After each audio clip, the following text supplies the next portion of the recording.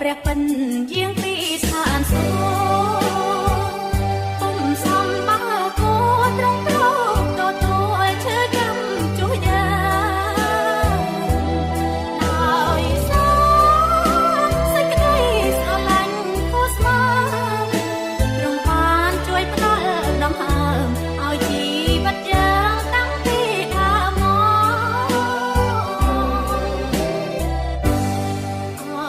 ព្រះយេស៊ូវអើយទ្រង់បានរំ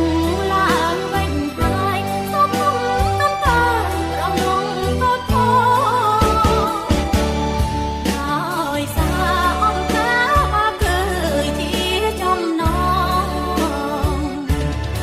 តែទ្រង់ក៏ឆ្ងាយពីព្រះអង្គរុករងទុំលំបាកផងគឺជាបំណងអរិយសានំដូច្នេះចូលយើង